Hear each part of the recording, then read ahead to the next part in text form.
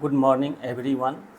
आज हम लोग स्टडी करेंगे मॉर्फोलॉजी ऑफ बैक्टीरिया, यानी बैक्टीरिया का मॉर्फोलॉजी कैसा होता है, यानी मॉर्फोलॉजी मीन्स उसका एक्सटर्नल स्ट्रक्चर कैसा होता है। तो हम लोग देखेंगे मॉर्फोलॉजी ऑफ बैक्टीरिया।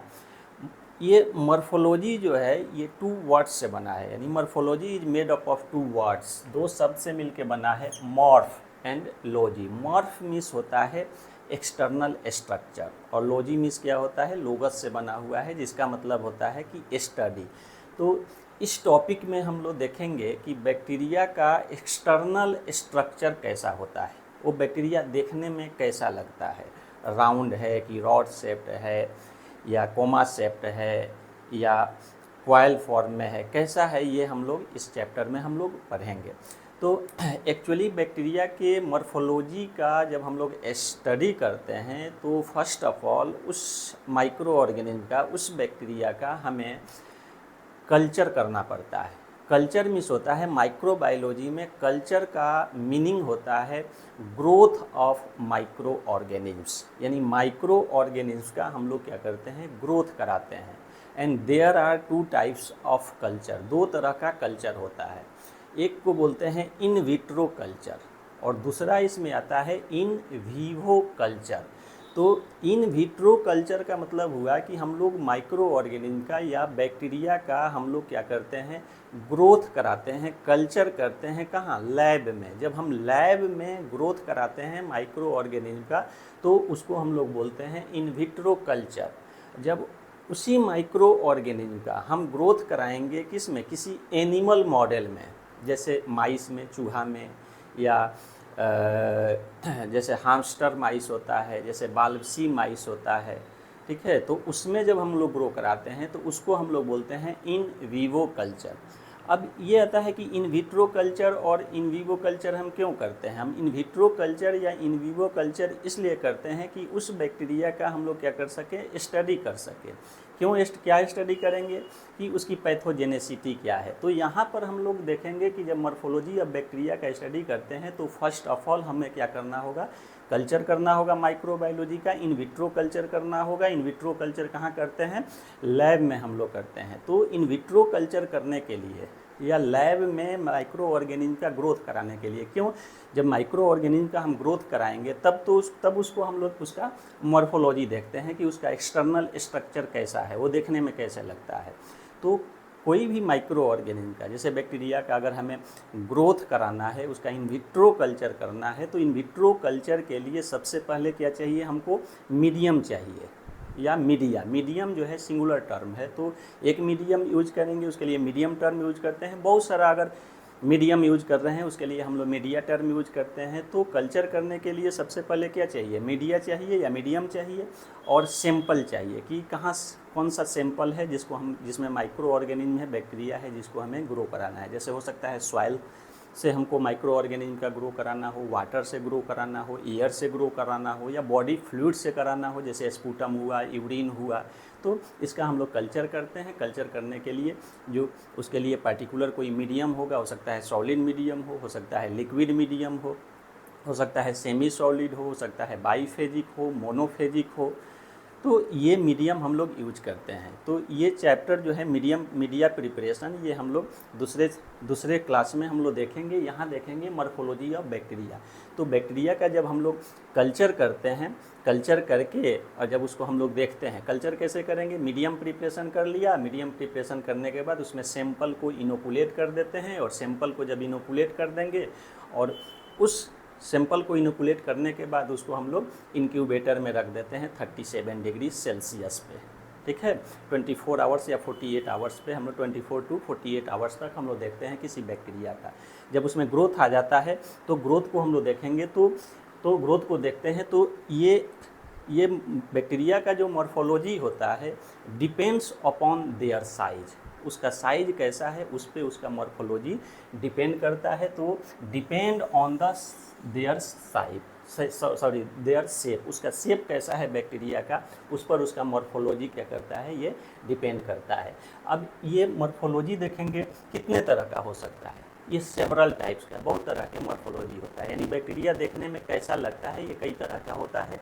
तो पहला इसमें आता है कि बैक्टीरिया को देखते हैं तो क्या होता है, कौन सा फॉर्म होगा, कोकाई। कोकाई जो है प्लुरल टर्म है और सिंगुलर होता है कोकस।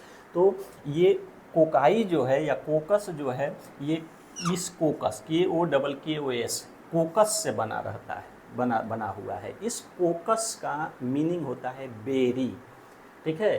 तो ये कोकाई अगर हम जब बैक्टीरिया का ग्रोथ आ जाता है, जब उस पेट्री प्लेट में हम बैक्टीरिया को देखते हैं, ठीक है, तो बैक्टीरिया को देखते हैं वो पेट्री प्लेट में, तो उसमें कॉलोनी दिखता है। फिर उस कॉलोनी को क्या किया जाता है, स्टेनिंग किया जाता है, जैसे ग्राम स्टेनिंग हो सकता है, ठीक है। ग्राम स्टेनिंग के आधार पर हम लोग on the basis of gram staining, gram positive gram negative bacteria होता है, स्पोर फॉर्मिंग बैक्टीरिया होता है, स्पोर फॉर्मिंग स्टेनिंग होता है, सिंपल स्टेनिंग होता है, निगेटिव स्टेनिंग होता है, कैप्सूल स्टेनिंग होता है, फ्लैजिला स्टेनिंग होता है। लेकिन यहाँ पे जब हम लोग को इसका देखना होगा कि इसका शेप कैसा है, इसका मॉर्फोलॉजी कैसा है, तो बैक्टीरिया जब ग्रोथ कर जाता है, इन विट्रो कल्चर कर लेते हैं, उसके बाद उस बैक्टीरिया का क्या करते हैं हम लोग, उस कॉलोनी का स्टेनिंग किया जाता है। स्टेनिंग करने के बाद माइक्रोस्कोप से जब देखेंगे हम, तो माइक्रोस्कोप से हमें ये पता चलता है या हम ये देखते हैं कि उसका फॉर्म कैसा है, एक्सटर्नल स्ट्रक्चर कैसा दिख रहा है।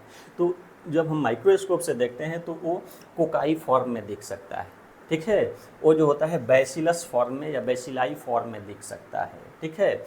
वो जो है स्ट्रेप्टोबैसिलाई फॉर्म में देख सकते हैं, चाइनीज लेटर हो सकता है, कोमासेप्ट हो सकता है, स्पाइरिला हो सकता है। तो ये हम कब देखेंगे, जब बैक्टीरिया का हम क्या करते हैं, ग्रो करा लेते हैं, जब इन विट्रो कल्चर करते हैं, जब माइक्रोस्कोप से देखते हैं, तो ये क्या होता है, हमें स्ट्रक्चर जो दिखता है, जैसे साइज दिखता है, उसके आधार पर हम उसका मॉर्फोलॉजी डिटरमाइन करते हैं। अब आते हैं, पहला हम देखेंगे इसमें कोकाई या उसका सिंगुलर जो होता है उसको कोकस बोलते हैं। और ये कोकाई फॉर्म का मतलब होता है ओवल। कैसा दिखेगा, ओवल दिखता है या स्फेरिकल दिखता है। स्फेरिकल मतलब इस तरह से, या ओवल दिखता है। अगर ये ओवल शेप या ये स्फेरिकल शेप अगर दो हो एक साथ, उसको हम लोग बोलते हैं, पेयर में अगर हो तो उसको हम लोग बोलते हैं डिप्लोकोकाई। यानी ये कोकाई फॉर्म जो है एक साथ दो, ये ऐसे स्फेरिकल रहेगा, दो ऐसे रहता है, तो इसको हम लोग बोलते हैं डिप्लोकोकस। तो ये कोकाई फॉर्म और क्या हो सकता है, चेन में हो सकता है, चेन में हो सकता है, ऐसे चेन में होगा तो इसको हम लोग बोलते हैं स्ट्रेप्टोकोकाई। स्ट्रेप्टो मीन्स होता है चेन, तो चेन का फॉर्मेशन अगर कर रहा है बैक्टीरिया तो उसको हम लोग बोलते हैं स्ट्रेप्टोकोकाई, ठीक है। और क्लस्टर में है तो उसको हम लोग बोलते हैं स्टेफाइलोकोकस। स्टेफाइलो मीन्स होता है बंच ऑफ ग्रेप्स बोलते हैं। तो ये बंच ऑफ ग्रेप्स जैसा दिखेगा, इसको स्टेफाइलोकोकस। तो ये स्ट्रेप्टोकोकस हुआ या स्टेफाइलोकोकस हुआ, ये क्या होता है, जीनस होता है, इसके कई सारे स्पेसीज होता है। जैसे स्टेफाइलोकोकस ऑरियस होता है, स्टेफाइलोकोकस इपिडर्माइडिस होता है, ठीक है। उसके बाद ये स्ट्रेप्टोकोकस म्यूटेंस होता है, विरिडेंस होता है। तो इसके ये जो बैक्टीरिया है जीनस के कई स्पेसीज होता है। तो जब हम इसका ग्रोथ कराते हैं, इन विट्रो कल्चर करते हैं, तो देखेंगे जो चेन में दिखता है ये प्रॉपर्टी होता है स्ट्रेप्टोकोकाई का, कि ये क्या होगा, इसका पैटर्न जो होगा ये चेन में ग्रोथ करता है। स्फेरिकल होगा लेकिन चेन में ग्रोथ करता है। और इस पैटर्न के लिए कि ये चेन में ही ग्रोथ करेगा, इसके लिए क्या रिस्पॉन्सिबल होगा, उस बैक्टीरिया का जो डीएनए है या उसका जो जीनोम है, उसमें ये बात छुपी हुई है कि ये किस पैटर्न में ग्रोथ करता है, चेन के फॉर्म में। और स्टेफाइलोकोकस के जितने भी स्पेसीज होगा, ठीक है, तो स्टेफाइलोकोकस का जितना भी स्पेसीज होगा वो क्लस्टर में होता है या बंच ऑफ ग्रेप्स में ये क्या करता है, ग्रो करता है। तो अगर हमें चेन में दिख रहा है उसको हम लोग बोलते हैं कि ये क्या होता है, स्ट्रेप्टोकोकाई है, बंच ऑफ ग्रेप्स, या क्लस्टर में दिखेगा हम लोग बोलते हैं स्टेफाइलोकोकस है। इसके बाद दूसरा हो सकता है बैसिलस या बैसिलाई प्लुरल टर्म है और बैसिलस जो है सिंगुलर टर्म है। और बैसिलस या बैसिलाई का मतलब होता है रॉड शेप्ड। यानी जब बैक्टीरिया का कल्चर करके स्टेनिंग करके जब हम लोग माइक्रोस्कोप से देखते हैं, तो अगर हमें रॉड शेप्ड दिख रहा है, इसका मतलब क्या है कि वो बैसिलस है और बैसिलस है या बैसिलाई है, ठीक है। तो अगर यहाँ पे देखेंगे कि ये जो कोकाई हमने देखा तो इसका लगभग जो है डायमीटर जो होता है 0.5 to 1 माइक्रोमीटर होता है इसका ये साइज। अब बैसिलाई जो होता है, बैसिलाई में अगर देखेंगे तो इसका लेंथ जो होता है 1 to 10 माइक्रोमीटर लेंथ होगा, और उसका विद जो होगा वो होता है 0.3 to 1 माइक्रोमीटर होता है। अब इस बैसिलाई में या ये बैसिलस में इसके भी कई टाइप्स आता है, जैसे कोको बैसिलस। कोको बैसिलस का मतलब होता है इसकी जितनी लंबाई होगी उतना ही उसका क्या होगा, डायमीटर भी होता है। लेंथ और विड्थ जो होता है इक्वल होता है, और इसका एक एग्जाम्पल है ब्रुसेला। ये एक बैक्टीरिया है जिसका जो कोको बैसिलस होता है, यानी ये स्फेरिकल भी होगा और रॉड शेप्ड भी होता है। तो इसका लेंथ और विड्थ क्या होता है, इक्वल होता है। इसके बाद आता है स्ट्रेप्टोबैसिलाई।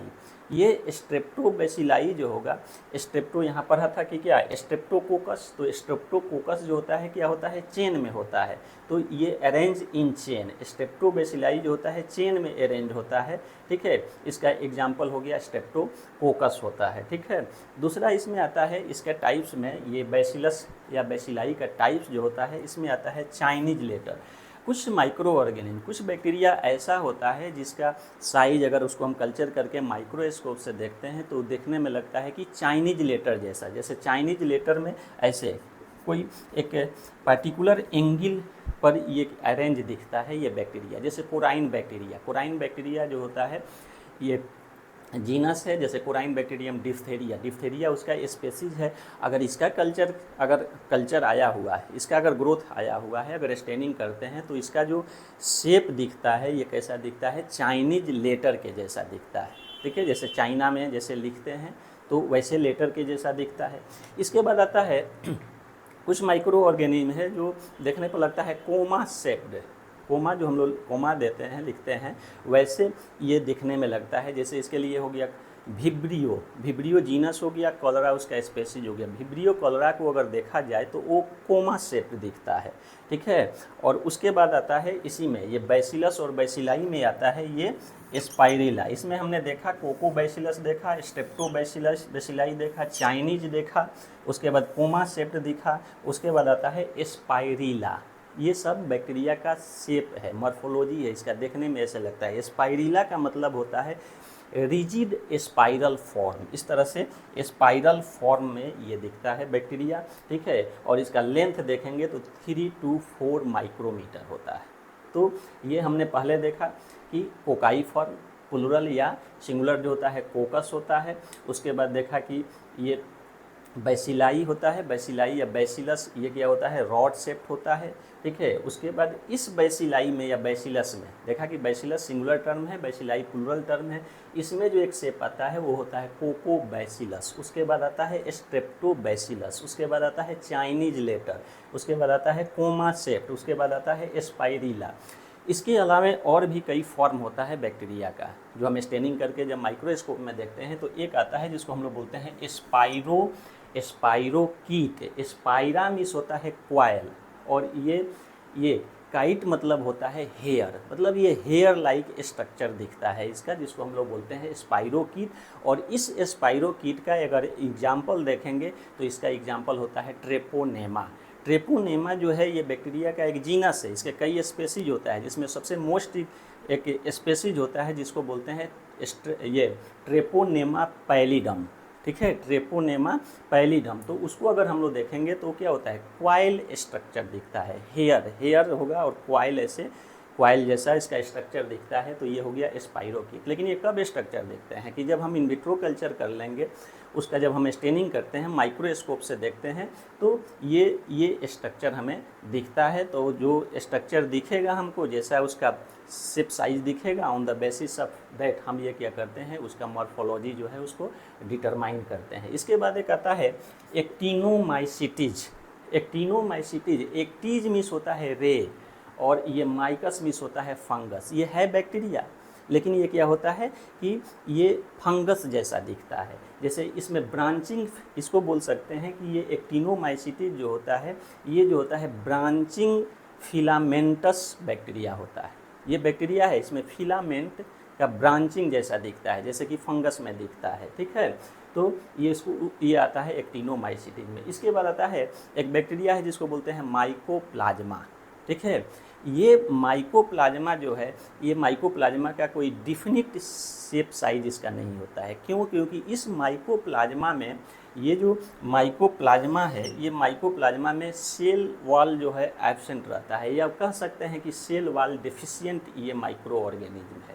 तो ये डोंट पॉजेज स्टेबल शेप, इसके पास कोई स्टेबल शेप नहीं होता है। क्यों? क्योंकि रिजिड सेल वाल तो है नहीं इसके पास, तो इसका शेप साइज क्या होता है, चेंज आता है। तो इसलिए कोई पार्टिकुलर हम नहीं बोल सकते हैं कि ये इस शेप का होता है, क्योंकि इसमें सेल वाल ही नहीं रहता है।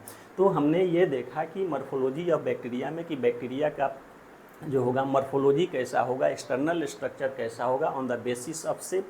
पहला जो हमने देखा वो क्या होता है, कोकाई होता है, सिंगुलर इसके लिए टर्म यूज करते हैं कोकस।